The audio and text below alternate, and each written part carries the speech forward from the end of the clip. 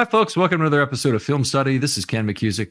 We continue our concerns series today, and we have a good one. The concern over the defensive coordinator change. There are a lot of changes in the defensive coaching staff. Here to talk about that with us is Randy Morgan. Randy, how you doing? I'm good, Ken. How are you? Things are going great. Would rather the Orioles had the sweep against Seattle, but gaining 2 games in 3 against what looks to be a rapidly deflating Yankee team is a good news for Baltimore sports. For sure. All right, so let's talk a little bit about the change in Macdonald. Obviously, this concerned a lot of people. The change in what would happen after the Ravens, in their inimitable way, I think is the correct word here, have again gone with a succession plan from inside the organization. That was true of Martindale. It was true, obviously, of Macdonald himself, and it's now true of Zach Orr. Yeah. So my first concern going to Orr from Macdonald is really the in-game adjustments that Macdonald was able to make. He was kind of a wizard with that last year. I looked up some stats last night. We had 2.11 points allowed per game in the third quarter, including the playoff games. There was 12 shutout third quarters, including the last 5 straight in the playoffs, and we gave up 0 points in the second half in the 2 playoff games. So, the concern is, how unique is that to Mike Macdonald? How much did Orr learn from him last year in kind of how to do that and what to look for at halftime? And whether or not the team will be able to continue that kind of success under Orr. Yeah, it's a broad set of things that you'd love to continue success. I did not know that stat, by the way, because those 5 straight shutouts in the third quarter include a Pittsburgh team where they're very shorthanded. But then much more impressively, the 49ers and Dolphins game where both those, the 49ers had an early lead. The Dolphins had an early lead on the Ravens too, which seems ridiculous now, but they were up, I think, they're threatening to be up 14-7. They actually were up 10-7. I think Tyreek Hill bobbled the ball in the end zone. But then they of course lost 56-19 and the 2 playoff games. That's a very impressive run there. I thought, I picked a number of games where he had made good in-game adjustments. That is a skill, no doubt about it, because he's got to see what he's seeing in real time, make those changes. You have a very limited amount of time to do it at a halftime and really make the players understand what you're trying to do, but also just drive to drive. He's got to be willing to rule out some things that he might have planned to do that week because it's not working. So I think that's an excellent one. How about the departure of some significant coaching personalities on the team? I mean, Anthony Weaver, to me, a big loss on the defensive line, replaced by Dennis Johnson, who's a first-year coach. And then Denard Wilson is replaced by Doug Mallory. Obviously, the secondary, we went into this time last season thinking, how are we going to get through with this cornerback group we've got? And that ended up being a non-issue. Ronald Darby had a big year. Brandon Stevens had a big year. Humphrey didn't even really end up playing all that much the entire season, and honestly not that well. He was pretty good when he did. But the other people lost besides Macdonald. How big a concern is that to you? Yeah, I mean, that's concerning. Like you said, this team was very good at dealing with injuries and developing. They've always been good at developing defensive players, but especially last year, some of the guys you just mentioned. And yeah, it's hard to know who is most responsible, or what the responsibility pie is for that between Macdonald and the position coaches. Or obviously coming from the linebacker position, how much will that affect the other positions, and with new guys coming in, like you said, Weaver is another big loss. Obviously he was a top defensive coordinator candidate who got poached. Mm-hmm. So yeah, I mean, being able to coach them up is going to be another concern going into this year. Can we continue to develop those young players? Where as the roster gets a little thinner with the money we're paying out for some of our stars, including Lamar, obviously. Yeah.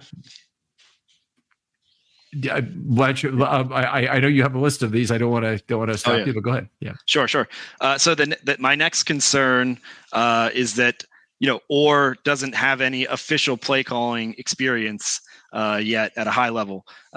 Macdonald, obviously he had kind of the internship at Michigan where he was a play caller there before he came in. So how much does it take him to get up to speed to that? How is he, again, with those in-game adjustments, how is Orr able to build a game plan and then, adapt to teams on the fly with that? It's obviously going to be a learning experience for any coach, and, coming and doing it your first time, hopefully some of those other coaches that are still there can help with that. But, that's a concern. I would agree. I think I'm very impressed with the Ravens' succession hires over the years. And I'll go back a couple. When they replaced Dean Pease, I thought they were moving too quickly to hire Martindale internally. And Martindale ended up being an outstanding defensive coordinator, so no problem with that. But the third or fourth best in Ravens history at this point, whether you want McDonald ahead of him or not, is a legitimate question. But he's behind Rex Ryan, and he's behind Marvin Lewis in my book in terms of the great defensive coordinators of all time. And none of them have been bad. I mean, there's not one Ravens defensive coordinator who's ever been bad. There's a whole bunch of offensive coordinators that didn't work out, right. but there's not one bad defensive coordinator. And Madison is the guy people would point to, and he was okay. He wasn't bad. The Ravens defense was still good during that time. So they've gone with another succession hire here, and this has been one of the real strengths of not only the Harbaugh coaching era here, but of the entire history of the organization. Billick hired good. Had a good defensive coordinator succession plan. A bunch of players lost in Nolan, or a bunch of coaches lost rather, in Nolan and Del Rio and Lewis himself. But I that gives me hope that the Orr being handled by the same sort of succession plan is going to be more likely to work out on that basis. He at least understands how the Ravens have been running their defense here. Yeah, I mean, Orr obviously knows, the Raven way. He came up, he was a great player when he was with us. And, I had, like you said, with Martindale, I had those same concerns with McDonald because I didn't really know that much about him besides he had been here and then he was at Michigan. And it, going from Martindale, who had been good, his concerns coming from a college guy, you don't know how that's going to translate. And, so I guess the one thing in that case, the decision was the Ravens, right? They decided to move on from Martindale and they had McDonald in mind, obviously. In this case, their hand was forced. They kind of, McDonald was going for a head coaching job. They got to let him go. So, they had to, react to that and then, choose their succession plan. And obviously they had some choices. So they chose Orr over Weaver. So, yeah, I mean, ultimately, I tend to have faith in the Ravens decision makers to make good, pick good people. They know the team, they know their personnel inside and out. And so, hopefully that continues with Orr and, he's the next guy, and then there's the next guy. Right. And I think, like you said, all of those guys, if you look back, found new jobs pretty easily. And most of them, I think, had success after the Ravens too. So, so the next concern I had kind of going along with that is, even when we got McDonald, early on, there was a little bit of an adjustment period and I was kind of worried. I think there was a Dolphins game where they scored a ton of points on us early in his tenure. So there's always going to be an adjustment period for a new coach coordinator. And I'm just wondering with Orr, how long that will be, and will that be even longer than, it was with McDonald? And, how much of that is a concern because, it's going to be a tight division once again. We want to have home field advantage if we can, if possible, even though it didn't work out last year. But, so every game matters. Yeah.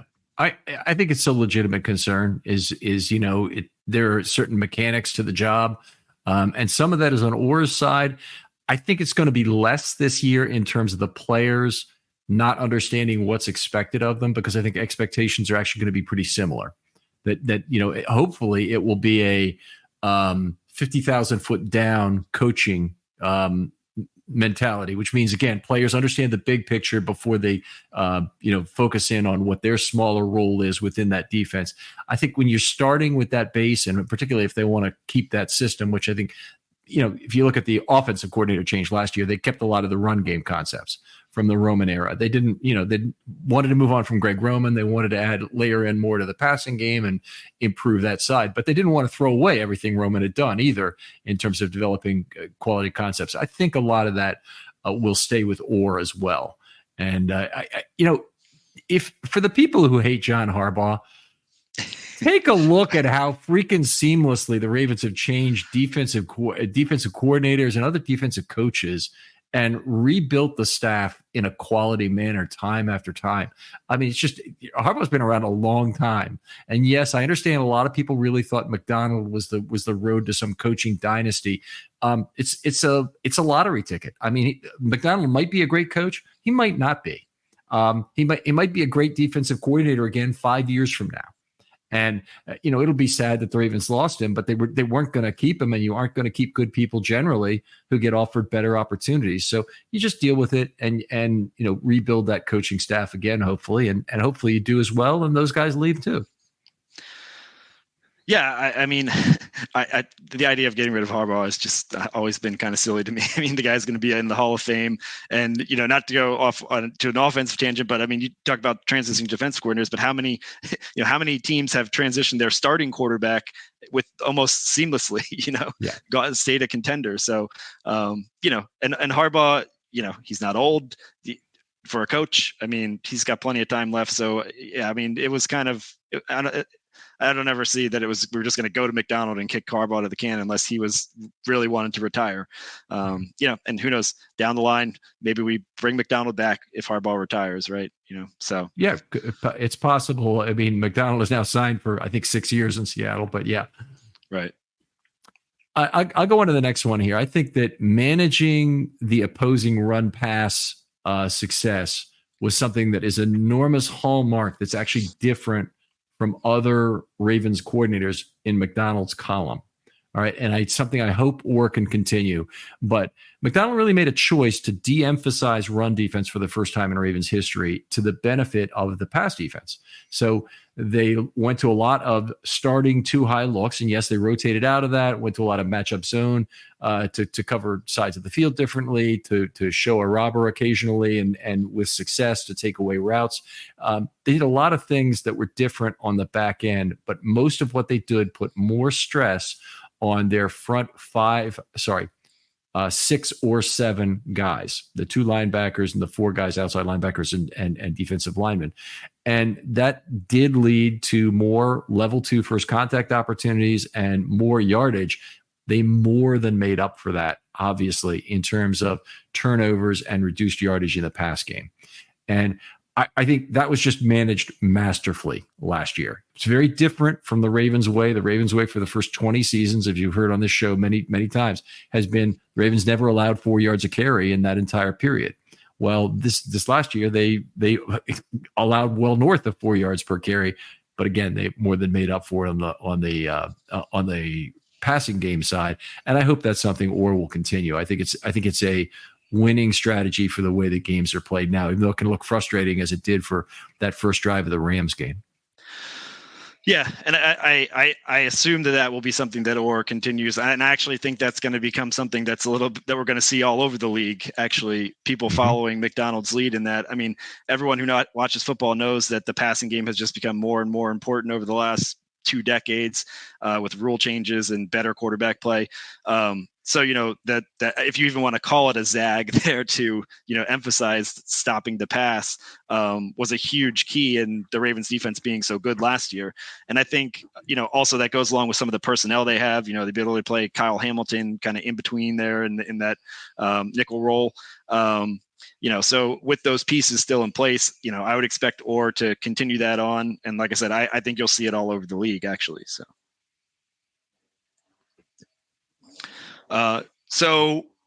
with that, another concern I had is, defensive regression. It's, normally defenses regress to the mean statistically year to year. Like if you read Football Outsiders, they talk about this a lot when they're previewing the next year. Offense is more stable. Defense tends to regress because things like turnovers are variable. And there's, a lot of personnel turnover. You don't have, on offense, you have the same quarterback. On defense, there's not that one player that kind of stabilized everything. The Ravens have good continuity with some of their veterans, right? And that should help. But, given that is a normal thing to regress, like the concern is, will that be much more exaggerated given the new defensive coordinator with less experience? I think that's a very legitimate concern, first of all. And I've never heard it as well stated as what you just said. And in particular, the turnovers being highly variable is a big one. I'll say also they had a huge sack year last year that is unreplicatable. Probably they're going to try and do things that will, I think, aid the cornerbacks in the same way they did in the last year under Macdonald. But that will be, I think, very, very difficult to replicate. I think you're right that it's a situation that absolutely screams out regression, probably on both sides of the ball. Honestly, I think they'll probably regress on the offense as well. And some of this. Don't get me as a Debbie Downer here, because I think the Ravens have a really fine football team. The problem was they had one of the greatest football teams of all time last year. And, that's what they're stepping back from. Yes, they fell short in the AFC Championship. They otherwise historically performed against a wide spate of very good football teams, had the most wins ever in an NFL season by against winning teams. Against teams that finish with winning records. So their expectations of themselves are so high. You think what's going on in the offense with all the changes, I think regression is kind of inevitable there. And I'm going to make a kind of a double point here in response to this. I don't think the pass defenses can be good from a scheme situation, can be as good, or that the pass rush is going to be good. And the two are so inexorably linked. I don't think I can really separate them necessarily. So I'll just say them at once. That they showed a bunch of too high looks last year. They were very successful doing that. And can they or start with that? Yes, probably. He can probably do that part of it. In terms of the pass rush, they're working with one less big weapon than they had last year. Van Noy hopefully will be as good as he was, and he's getting older. So at some point he's going to get old very quickly. I think Oweh is probably going to be a little bit better than he was last year, and he had a very good year. All the people are saying Oweh is a bust. You're full of crap. He had a very good year from a pressure standpoint last year, contributed a lot to Madubuike's sack total, and really solidified that rush end position from where he was. But they're short Jadeveon Clowney. And I don't know about you, Randy, but I was a big fan of using the Derrick Henry money to keep Clowney. He would have been the player that I would have taken. As it turns out, they signed for very similar money. Where would you have been on that?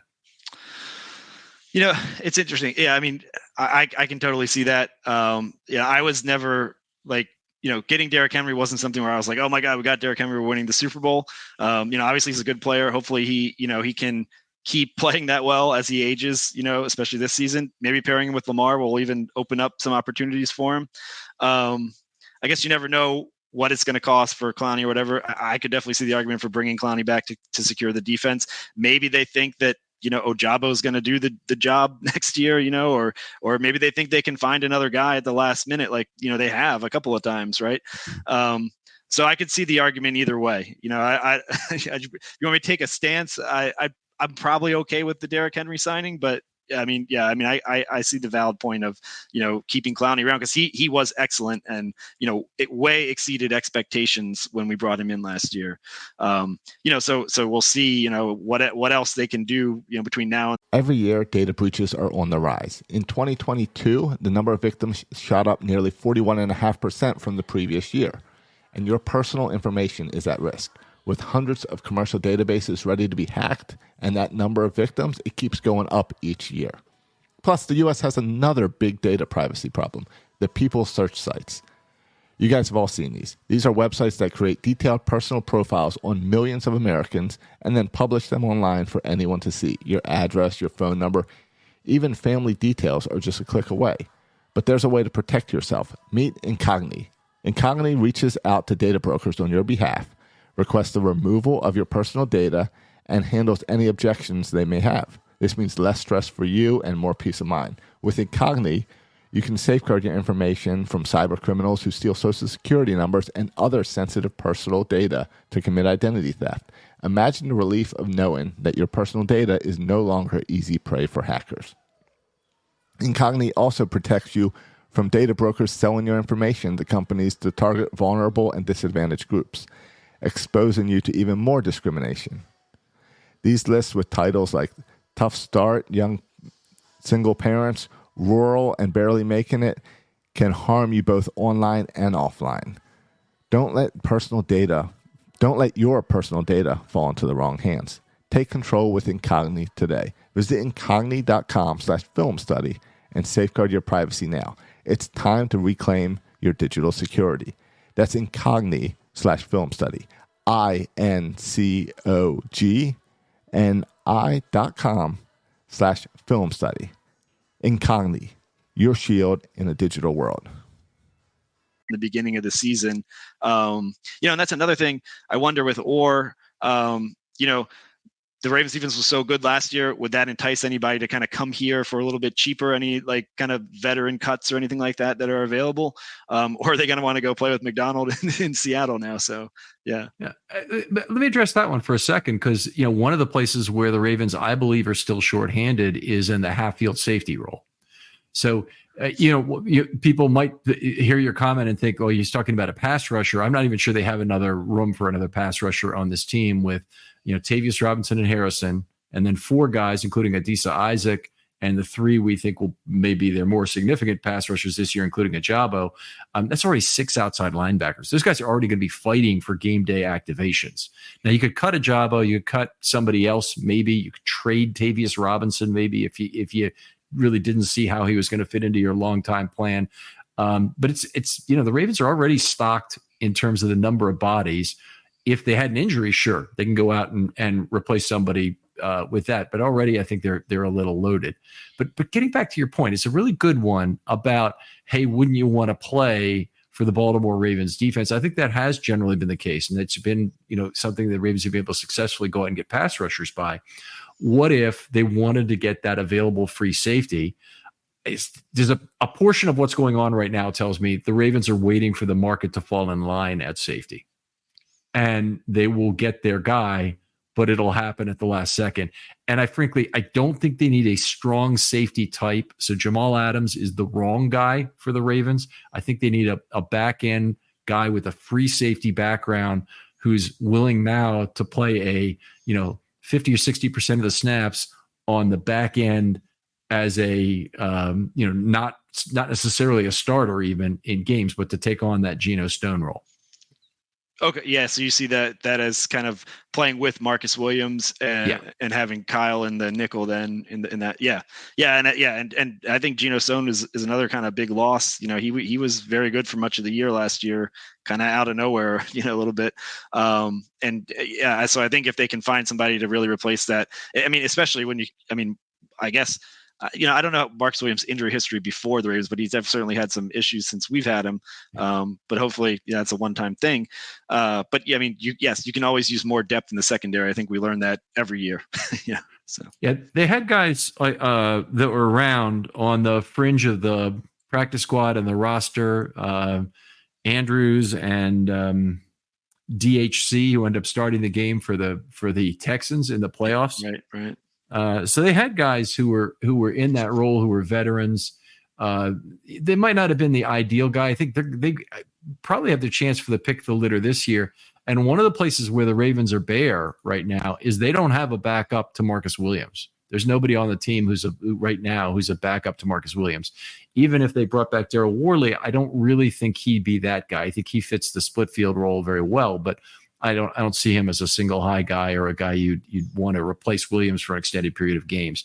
For that reason, additionally, if you're a veteran free agent safety, whether you're 28 or you're 31 or wherever you are along the age curve, and you say, boy, I'd really like to continue playing and I'd like a chance to revitalize my career, maybe if you're on the younger side of that group, Baltimore would seem like a really good place to play for that combination of, hey, there's a halftime role here, and it could become a full-time role if anything happens to Marcus Williams, if it did last year, as it did last year. Yeah, I totally agree. It's the players that you get to play with the Ravens, it's a great supporting cast to kind of boost you. When you look next to Kyle Hamilton or Marlon Humphrey or even Brandon Stevens now. I think it should be enticing to anybody who becomes available. I wanted to segue into one more point that's kind of similar to that is McDonald did a wonderful job of using the spare parts he had to build a great machine last year. And Ronald Darby was a guy that I don't think even really projected to be a starter at all. I think they really, first of all, Rock Ya-Sin was projected to be the starter, which ended up being far off the mark. Right. And they went to Darby and got outstanding play. Now, Ronald Darby is a guy who twice replaced Kyle Fuller at slot corner for the Broncos, I believe. So it's a kind of a strange interweaving with past Ravens that he's had over the years. But Macdonald really was excellent at managing a shorthanded defense. And I really wonder if that's something Orr is going to be as good at doing on the fly. I think back to one other thing that happened is along these lines is, remember the 2004 game of the week against the Jets that was done after the fact, that was like a precursor to Sound FX, where all the audio was taken from the field? I think I've seen some of those on NFL Network. Yeah. It's you've seen Sound FX or whatever. By the way, go back and take a look at Game of the Week, Jets Ravens 2004, and you'll see one of the great videos of all time. So 10 years ahead of its time in terms of what it was doing in terms of the game. And it really, really became the series Sound FX later. But the one of the things they did is the Ravens had a number of injuries in the secondary. And you can hear, because Billick is mic'd up, him getting more upset about that. And Mike Nolan, the defensive coordinator, having to come up with a solution for that on the fly. And he gets on the phone, because he's a booth defensive coordinator. He gets on the phone and he goes, give me Bart Scott. And Bart Scott gets on the line and he goes, hey, you're covering 83 in the slot next time we're on defense, kind of thing. And that was Wayne Krebet, who was eating the Ravens alive that year. It was just a great scene to watch, an in-game adjustment to that as we're going on. Scott was like, yeah, no problem, kind of thing. It's just one of these things. So many great moments in that video. If for younger fans who have never seen that, I realize now it's 20 years ago. So I act as if everybody's seen the same videos that I have over the years. Go watch that. Do yourself a favor. It's out there on YouTube all the time, pretty much. It gets taken down, then it gets put up again, kind of thing. But good. 2004 Ravens Jets game of the week. That's interesting. I'll have to check that out. That sounds pretty cool. There's a lot of other stuff. Robak, at one point, the Jets defender's trying to get up off the ground, but he pushes down on his groin. And you can see it happen, and his reaction to it is funny. That's about all he was mic'd up for the whole game. And then Demps and Reed play rock, paper, scissors at one point for who's going to blitz. And that's another thing. That's really funny. So, and then Ed Reed has the big interception to turn the game around, basically. And Herm Edwards' reaction to that on the sideline is absolute gold. Is that the one in the end zone? Yep. Okay. Yeah. No, that's Ed Reed. Yeah. So that's great. Yeah. So it's definitely worth seeing. So anyway, that's worth seeing. I'll any other points you want to make?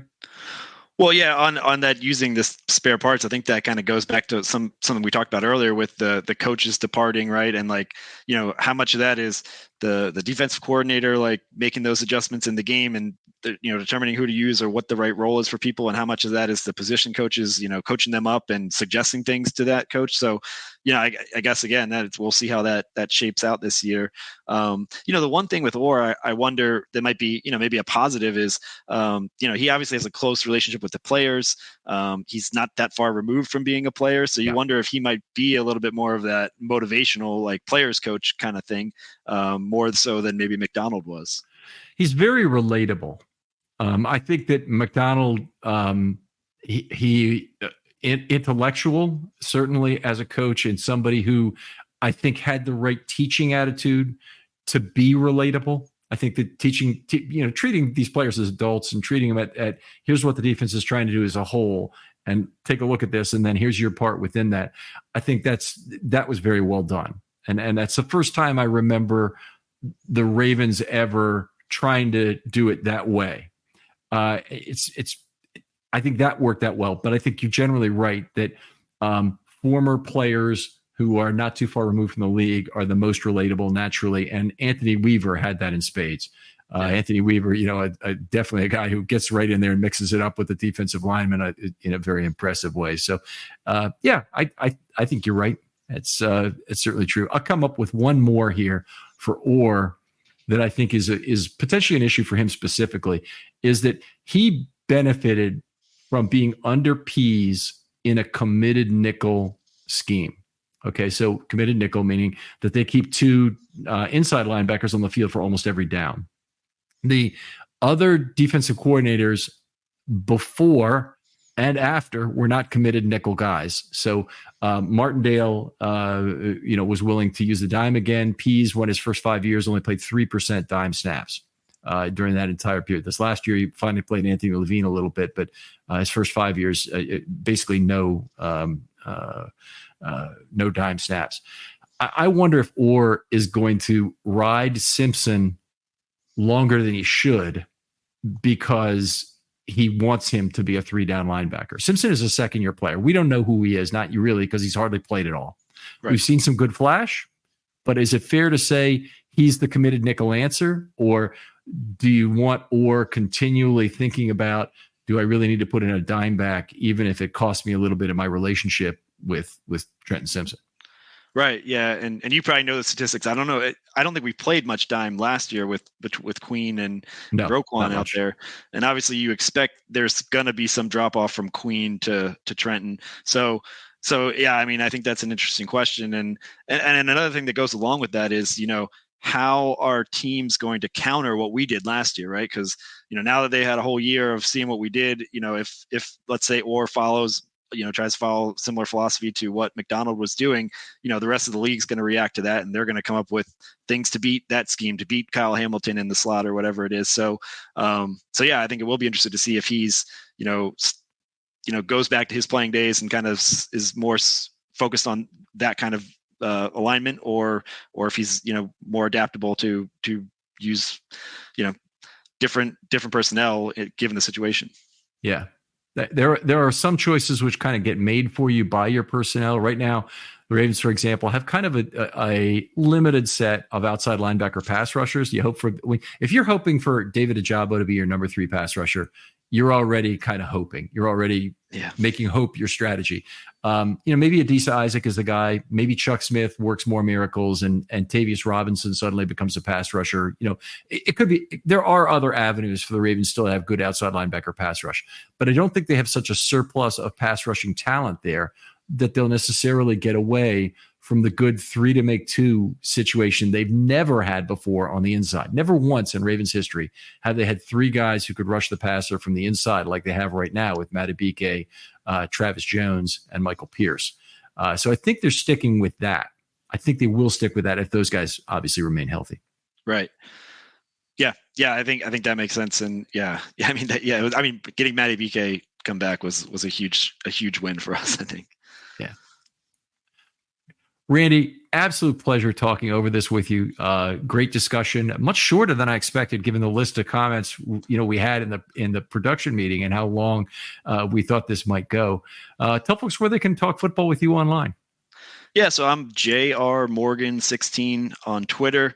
I write occasionally for Drew's Morning Dish blog, usually weekly Orioles column and some soccer columns, U.S. national team kind of things. All right. Excited about the Orioles? Is a big trade deadline deal looming for them?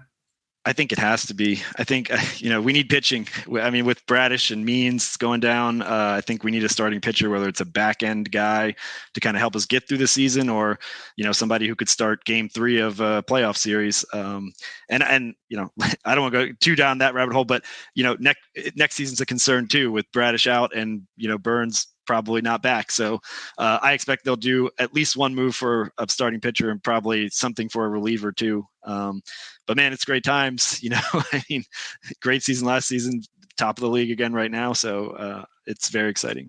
Any real risk that any of the top prospects will be traded, whether that means Kjerstad, Mayo, Basayo, Holiday, any of those 4? So Holiday, I think the consensus is it's not going to happen. I think Kjerstad, Cowser, Basayo, Mayo. So I did a column kind of ranking these tiers like last week. And I had Basayo and Mayo in the only trading those guys if they get a controllable starter back. So Crochet, some of those guys. All right. I'm going to go on record right now before the trade deadline here that I absolutely hate putting a premium valuable on controllable years for pitching. And this is a team that's just been through 4 Tommy John surgeries in the last 12 months, right? So So when you put a premium, it's true, pitching can be very hard to find and whatnot. But I think you either get it at the point you need it for the time you need it at rental cost, or you get it at the prospect level and try and develop those guys as they did with Povich and some of the other guys they acquired, Seth Johnson and others. But I really hate paying for controllable years on an already star player. I'm mostly in agreement with you there, Ken. Given the last couple of seasons, I almost think it's silly to trade, major league ready position player talent for a pitcher, because it's like you're basically saying, I'm going to get this guy a year and a half you take out of whatever he's going to have, because they're going to have Tommy John almost like, I think that goes also to paying, elite pitchers too. Although I think Corbin Burnes might be an exception, but I don't know that we'll pay him. I'd like him to. So I get what you're saying. I don't know that there's any rentals out there that are going to be that piece to put us over the top in the playoffs, right? Because there isn't really a rental starting pitcher that's like a number one right now. Jack Flaherty, I don't really want Jack Flaherty back, but is he a 1-year rental, or is he signed on a multi-year deal? Okay. He's a 1-year rental. Yep. So I have a hard time seeing them going down that road again after what happened last year. There's a few, I'm trying to remember, I went through this last week in the article, but there's a few other guys that are, kind of a tier down, I think, that could maybe start a game 3. But again, I also have the concern for next year. If we, it'd be nice if we just paid Corbin Burnes, I guess, but we got to fill out the rotation next year. Povich, maybe McDermott is doing pretty well in AAA, but it'll be interesting to see what they do either way. Right. I don't want them to pay Burnes if they're going to have to match a 7-year, $35 million AAV from the Dodgers or Yankees or somebody else. I mean, if that's the number, then he has to go. Yeah, I agree. And like I said, paying anyone is very risky at this point as a pitcher. He seems to be one of the exceptions, but you never know. But also the other thing we don't know is what's Rubenstein willing to pony up. It's not my money, and there's no salary cap, so that's the one difference between baseball and football, right? But then when with the salary cap as a season ticket holder, I can say that is my money. Right. That is my money. Right. Yeah.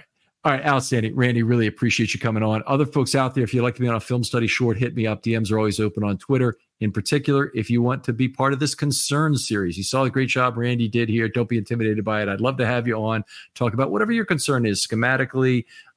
Maybe it's a position group. Maybe it's a depth concern, whatever it might be. DM me again. They're always open. I'll get back to you very quickly, and we'll talk about scheduling that episode. Randy, total linear time we took getting this episode to recording was how much from the first contact? 3 or 4 days? Oh yeah, if that. Yeah. So it's these things happen very quickly, and I think it's not really the preparation job you think it is. I think putting down 4 or 5 bullet points is usually enough. Randy did a great job on that, as you heard on this episode. Randy, thanks again for coming on. Yeah, thank you, Ken. Been a fan of the podcast for a few years. I'm honored to be on. And we'll talk to you next time on Film Study.